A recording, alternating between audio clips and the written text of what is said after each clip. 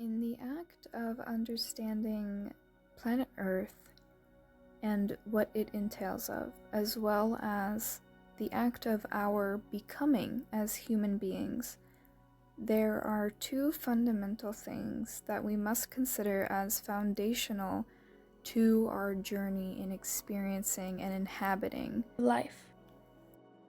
As above, so below. If we consider ourselves to be entirety before we were human beings, then we consider ourselves to be infinite.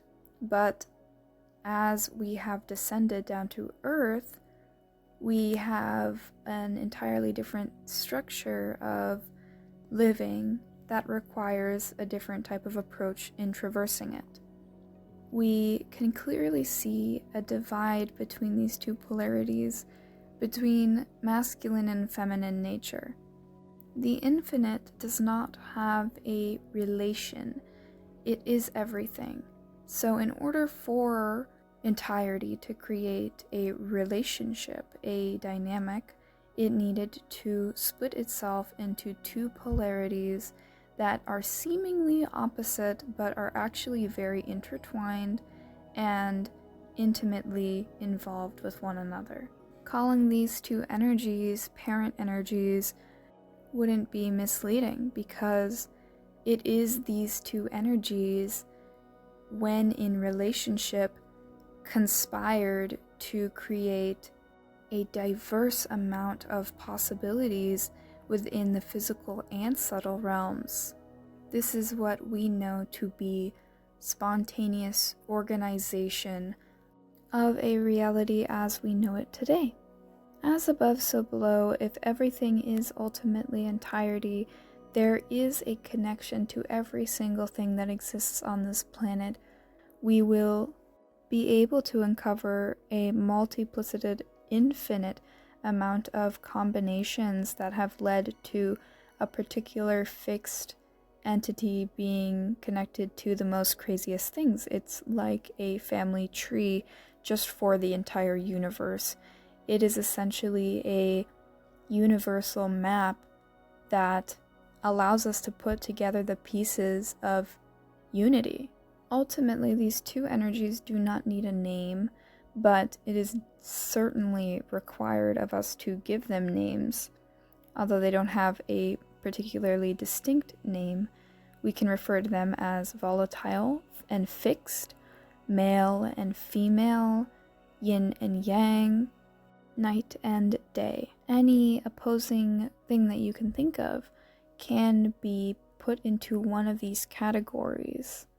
And with the relationship of these two polarities, going down our chart, we find an infinite number of combinations descending down from one another, with the notion fixed into place that anything above the hierarchical chain of this said object is interwoven into the actual object itself that we are contemplating. For example, if we consider the two polarities of up and out energy and down and in energy, we can see that the up and out energy is a reference to volatility, and the down and in energy is a reference to fixed energy. And if you are familiar with this alchemical chart, you know that fixed is referring to feminine energy and volatile is referring to masculine energy. If we take these two and we want to fix them into an element per se, we would see that water and earth have a down and in energy and are frequently related to female energy, whereas masculine energy has up and out energy, and we see demonstrated with air and fire that is the same thing. And the farther and farther we go down this chart, the more precise in its fixed attributes we will see in that particular thing. So this distillation of a grander universal map can be created using this key, and can ultimately give us the connections to everything that we know about the world and how they are in unity with everything. So how can we utilize this to benefit human experiences? These two parent energies that are essentially the seed of our whole entire existence, masculine and feminine energy, are the most volatile and incomprehensible, enigmatic energies because they are closest to entirety itself, to infinity. So just because these two energies are classified as being fixed in feminine energy and volatile in masculine energy certainly does not mean that that is their only container that they contain within themselves, because remember, we are infinity, and that understanding takes precedence over everything that is discussed throughout actually realizing the Philosopher's Stone. So with that in mind, women are fixed and men are volatile in their physical inclinations, in their very innate expressions. For example, men carry the seed of life, a burst of potential, of chaotic creative potential, and women creates a baby in the womb in a closed environment just as Earth does. That's a very fixed energy, physically speaking. But if we are to look at the animating traits of these two energies, men and women, we actually see the opposite of this expression.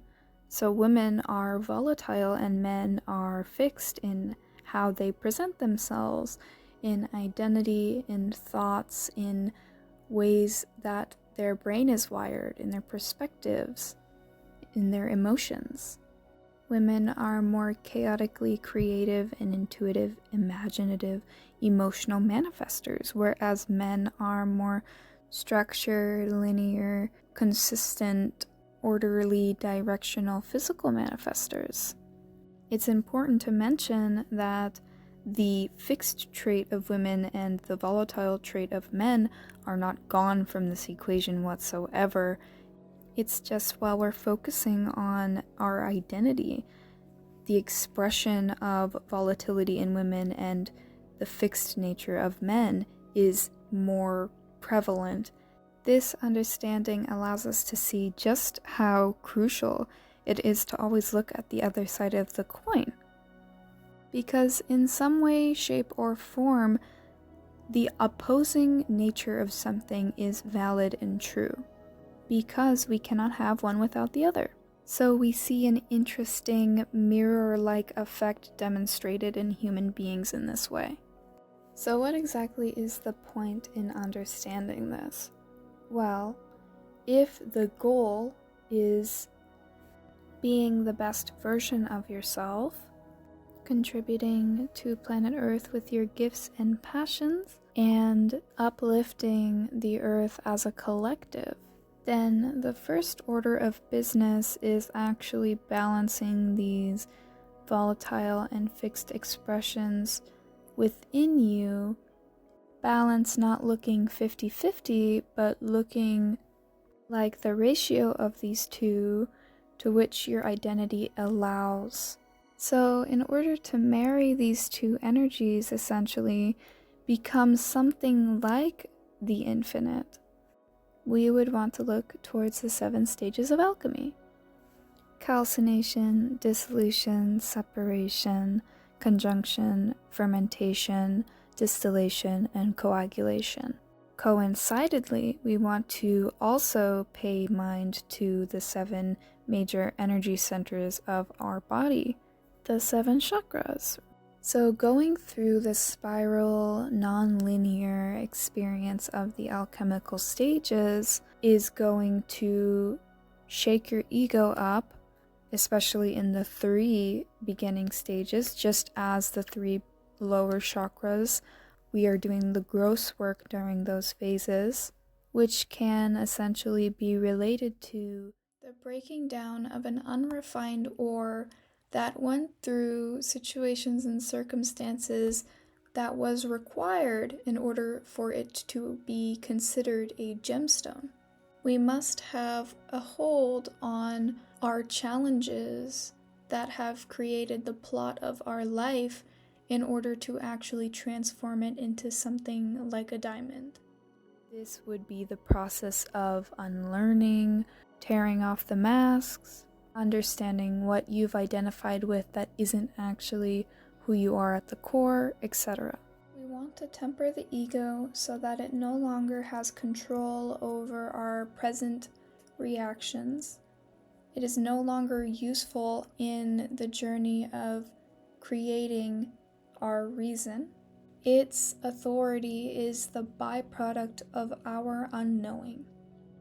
So then moving on to the higher 4 chakras as well as alchemical stages, while there is still some ego work that you will run into ultimately in these stages, it's more about refining and beginning again, rebuilding yourself after the tower phase, and finding complete sovereignty and sturdy balance in who you are as an individual. Essentially realizing the Philosopher's Stone in a personal sense. This is the marriage of feminine and masculine within an individual, of light and dark, of fixed and volatile energies. And this path is not easy. It is going to bring about a lot of emotions. It's going to invite a lot of changes into the picture. Your whole world is bound to turn upside down in the process of becoming who you truly, authentically are. But this is the joy and the experience of life, is the dance of these two energies, and how we as individuals with our unique perspectives choose to navigate such a complex and intricate dance. So I would like to call this stage of developing the Philosopher's Stone 1 out of 2. Because as inner work is important and we need to foremost put ourselves first in order to show up for the world in the best that we possibly can be, there is another part in this equation, and that is the marriage between two people. This process of marriage is really warped in our society currently, where you can marry at any time and 2 years later they'll find themselves bickering, losing affection or care. They're struggling to understand why the love was lost. And essentially this whole process of becoming, of realizing, of recognizing and learning, experiencing what it means to be a human being is something that is sorely mistaken in our reality because of the simple fact that it's not taught or even understood by modern people. So in the marriage of two individuals, it is going to work best for you if both parties have a 1 out of 2 steps completed in the curation of their personal Philosopher's Stone. So essentially, if the other person hasn't done the inner work or doesn't recognize the inner work as being important, it's going to be a very bumpy road. So assuming that you found yourself a partner whom you deeply love, truly, and they have done the work, they are mature enough to stand on equal footing with you, the process of the 7 steps then begins again. Except it's not just you involved this time, it's essentially an entirely new experience, like you were a baby all over again. Discovering and learning about what life entails. Because now you are recreating these polarities that were internal into the external world. As within, so without, what you were doing internally, you are now seeing out externally. Process of truly creating a pure Philosopher's Stone was never meant to be done alone, but it does originate from within. And if you miss that part, then you are definitely starting off on the wrong foot. So with your personal Philosopher's Stone sharpened and understood by you, you have the ability now to be guided by essentially infinity if you go about really implementing, integrating into your being these fixed and volatile energies. Life will definitely become a lot more navigatable, lighter, and intuitive, not just informative. The process of the 7 steps, as well as the chakras, I will go over in another video. With the marriage of 2 people creating a ultimate philosopher's stone, or striving to create an ultimate philosopher's stone, we have now a mirror in which we can look within another to find our own flaws that we weren't necessarily capable of seeing as an individual. This type of relationship requires a certain amount of resilience and patience, understanding and acceptance, love, consideration, just so many different emotions that as a modern society we have painted over the authentic expression of emotions, leading us to misuse our emotions childishly because we were never taught how to actually understand and transmute those emotions. So ultimately, the use of this alchemical chart comes down to understanding what needs to be tempered in order for us to gain clarity in how we should be moving forward as all of humanity, individually and relationally.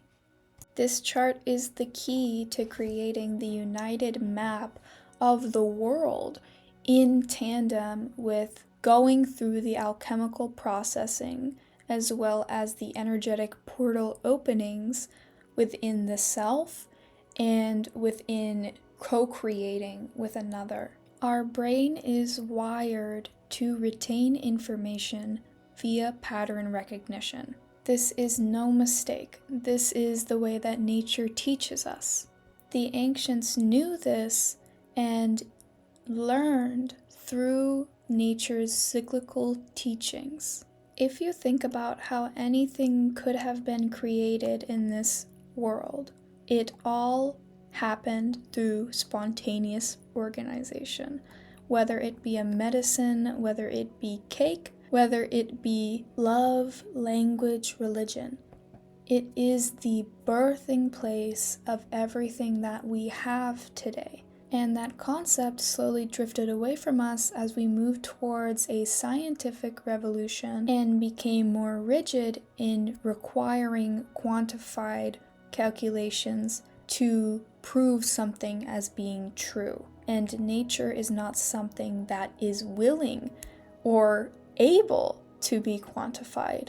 So, in a sense, if we do not apply the non-linear nature that is absolute in our reality, the system that science thrives on in modern day goes against nature. The way humanity will move forward is simply by understanding the world which we live in and understanding ourselves. This chart gives us the ability to measure how the universe organized itself into unity.